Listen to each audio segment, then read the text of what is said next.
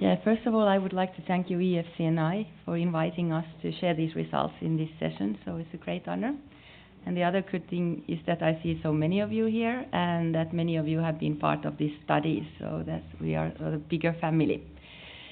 So my perspective to these study results are like the text messages that we send to the parents, which Thomas already mentioned.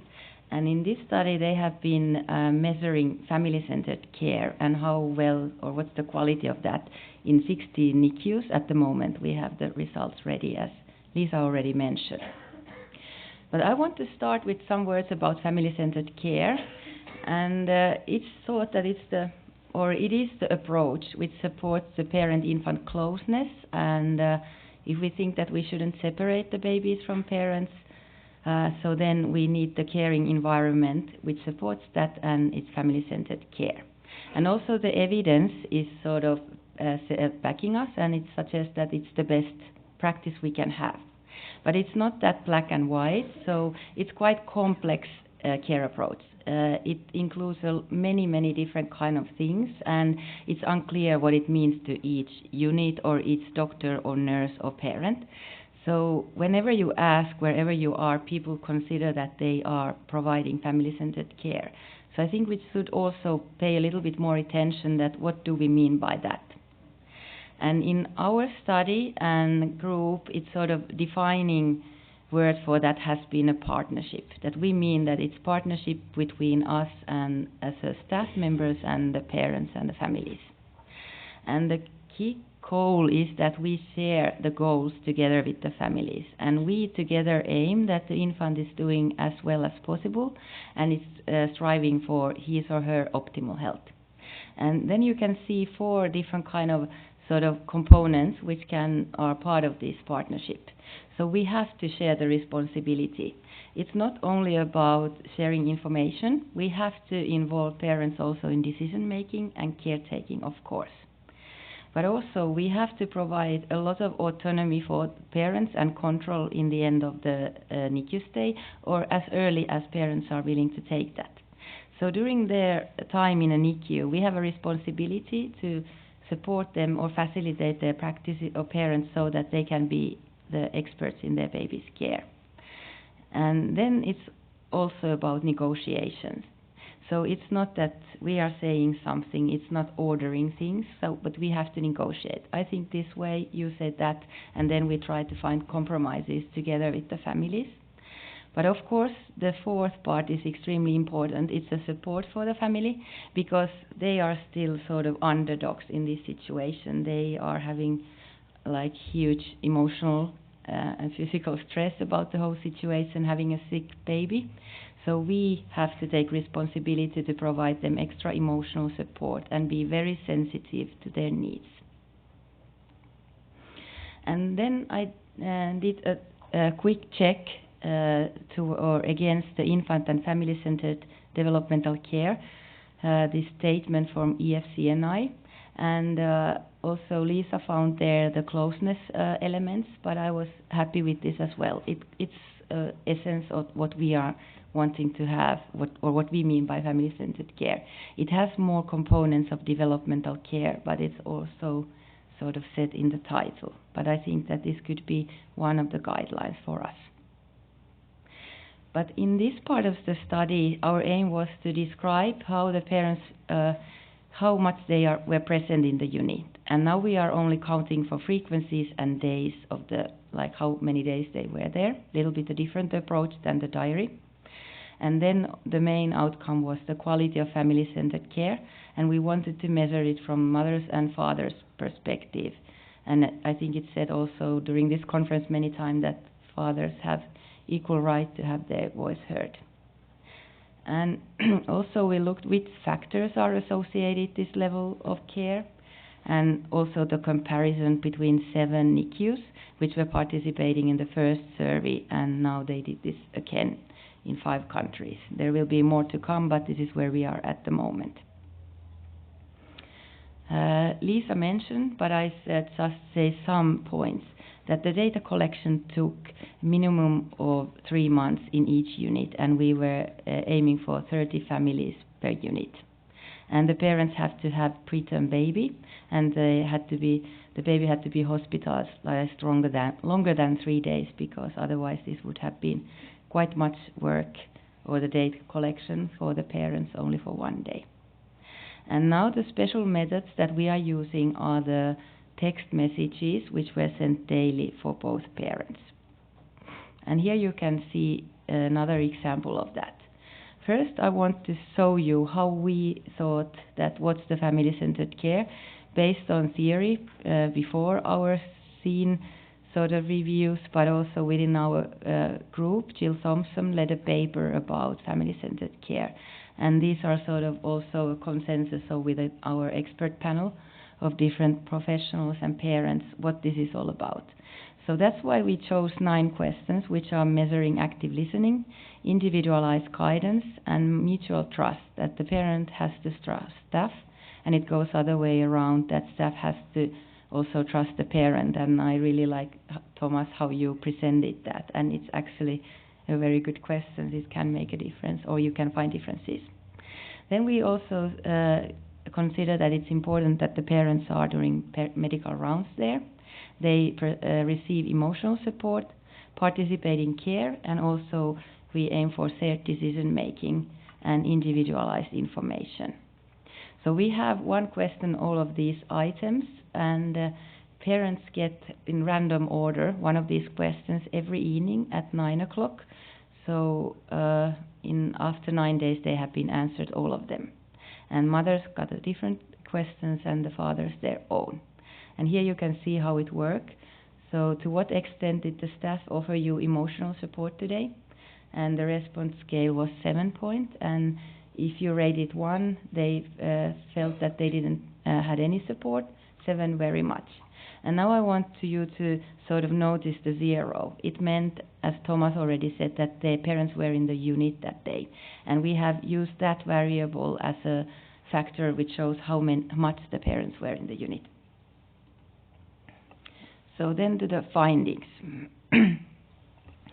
So first of all, I think the greatest number is that from these 16 units, and I think there is 7 more to go by the end of this year, we already have 16,500 text messages. So the parents have sent their voice to us so many times during this study. And in these text message questions, we were able to include a little bit over 400 mothers and almost 300 fathers. And this data is, of course, a little bit smaller than with the diary data, because there are, I can tell you, some issues related to this text message system, so it was a barrier in some cases. And then if we look first the 0 answers, and these 2 pictures or figures are presenting the proportion of days when the mothers were present in the unit, and these are those days that they answered to our text messages. And there is a red bar, and you see that like a mean number in these all 17 units was 93% of the days the mothers were in the units. And I think that's quite huge. So they really are there. And like then it's sort of dividing that there are half of the units are below and other one above. And there you can also see that Tallinn is high, 97% of the days mothers were there.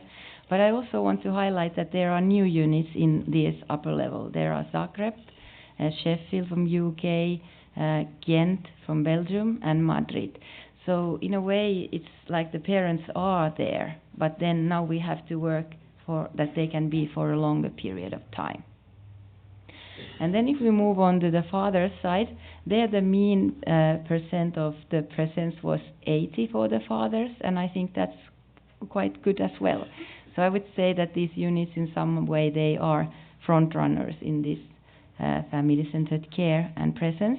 But you can see now that when we talk about fathers, we are closer with some units like closer to 50%. So the variation is higher, and the fathers are less present in the unit than the mothers. So we have to think what does this mean, and what we should or could do for it.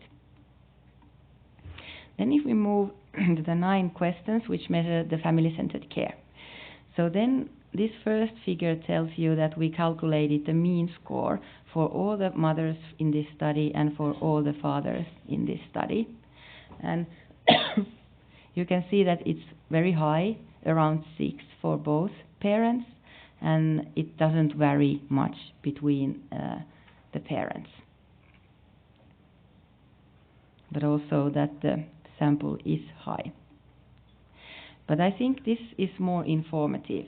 So now we have here like the different elements of family-centered care.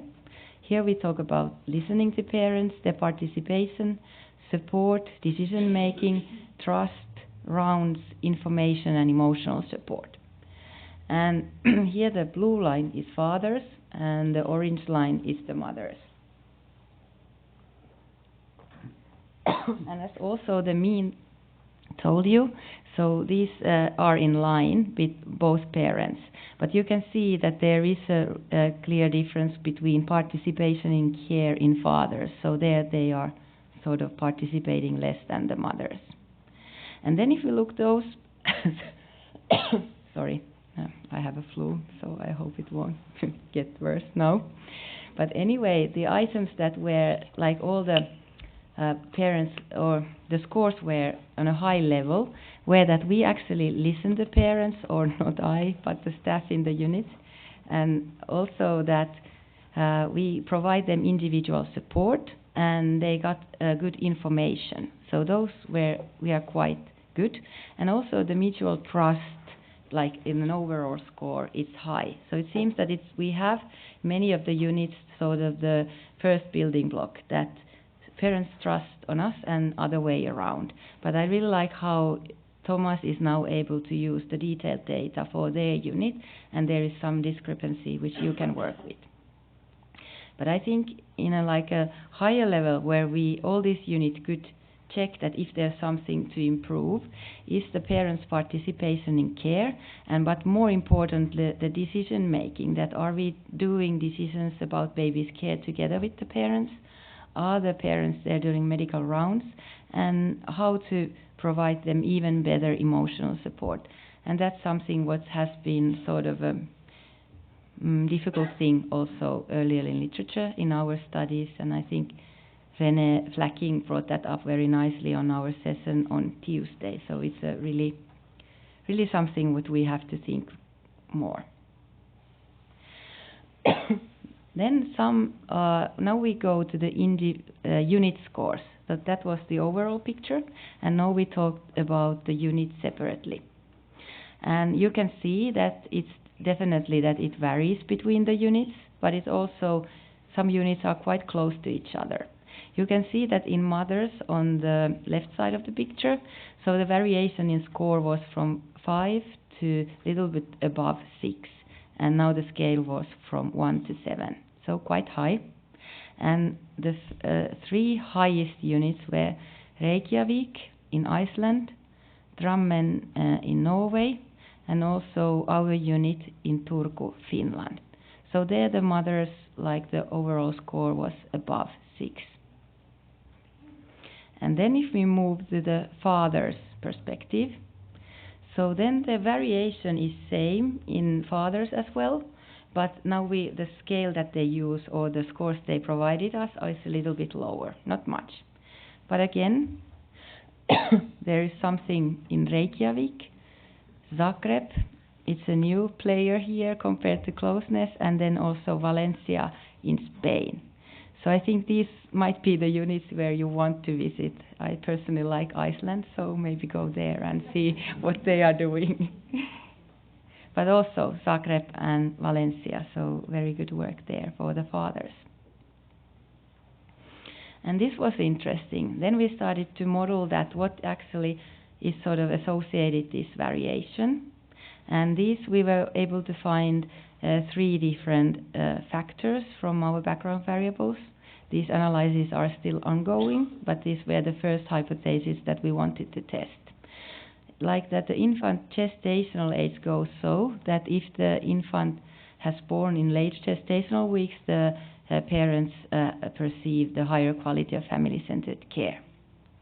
And the other defining factor was any limitation for parent presence.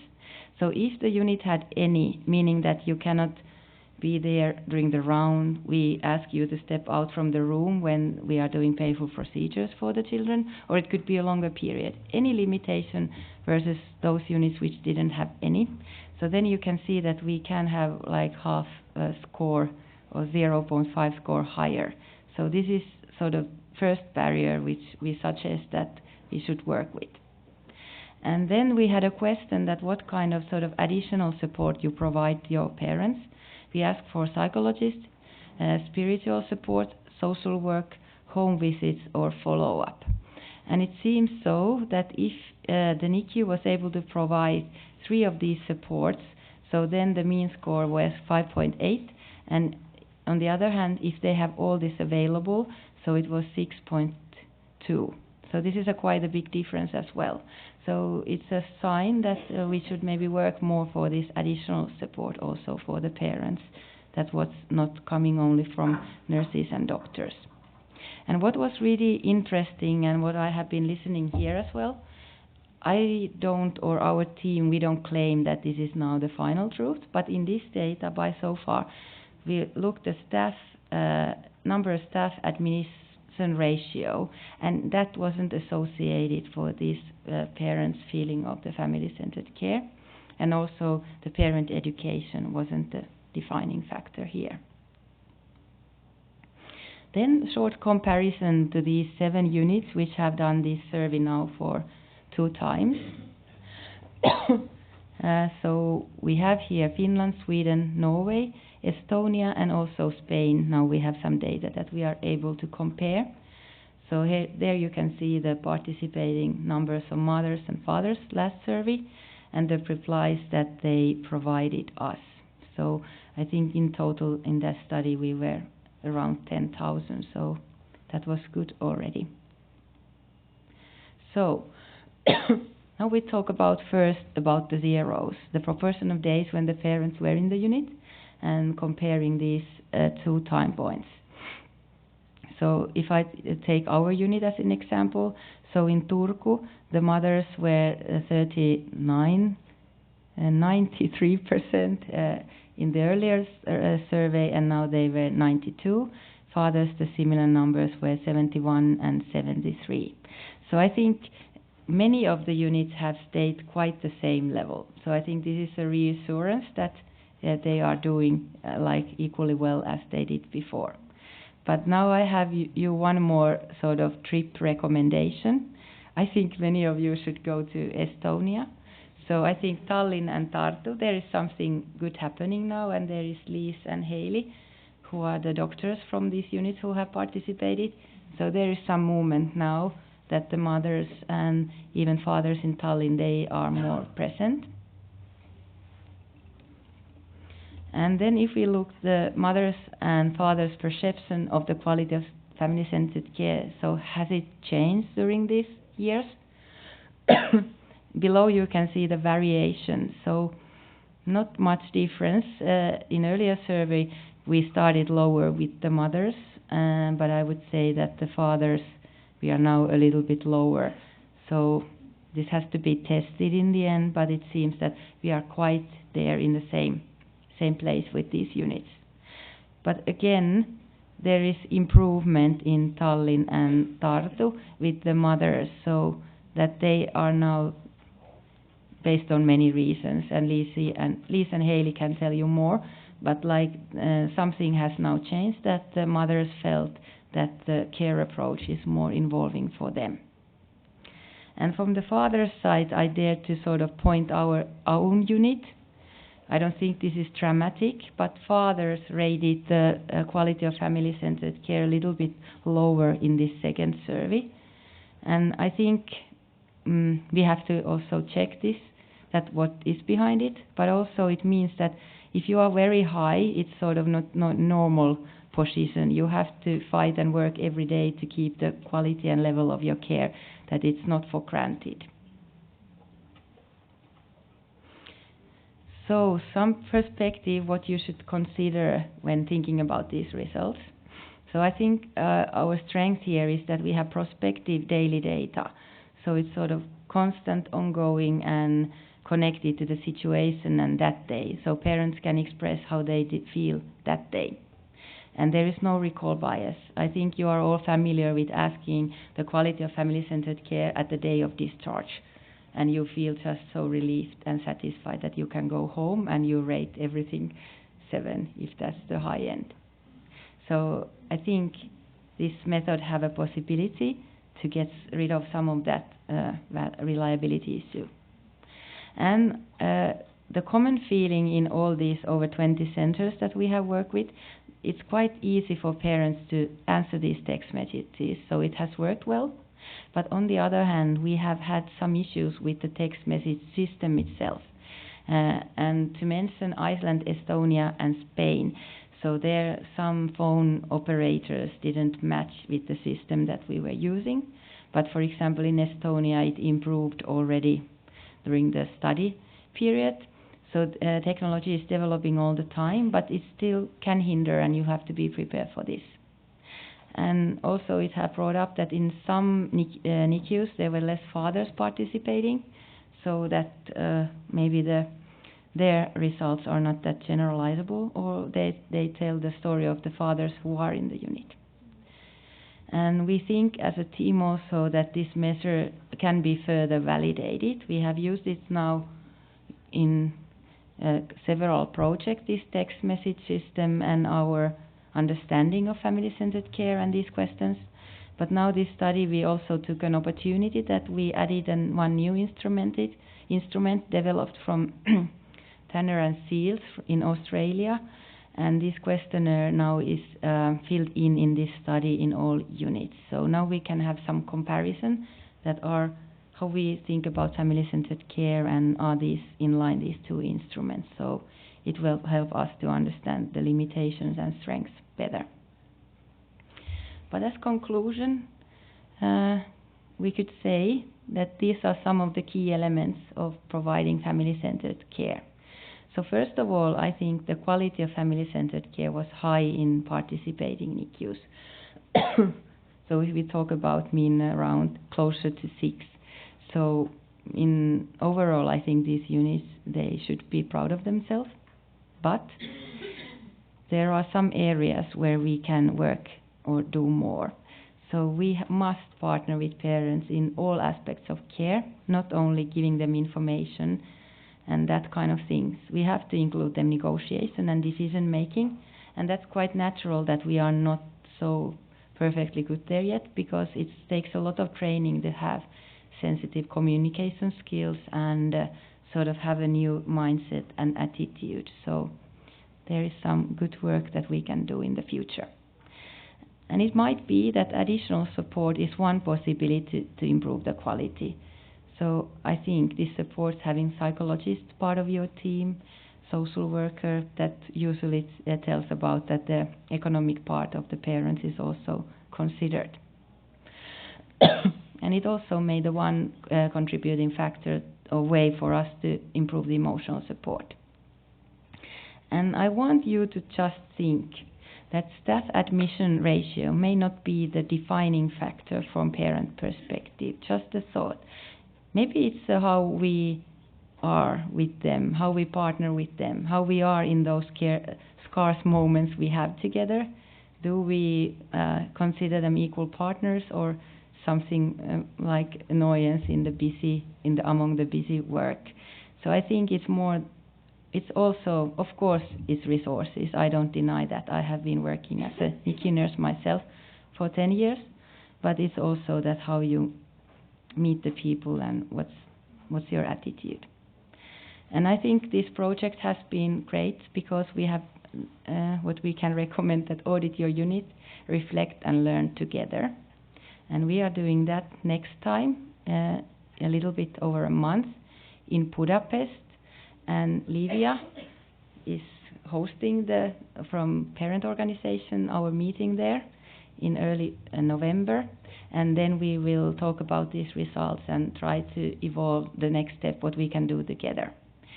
So if any of you is still interested in joining us, so we have now over 100 participants, but there is still 15 slots available if you want to be part of our collaborative team. So please just say to me, so I will put you in the list. And this is this is where it all started in Ghent 2 years ago. So that's when we suggested this study, and those are all the people who joined us. So there is more data to come, and then EFCNI has been partnering us with this from the beginning, and thank you for that.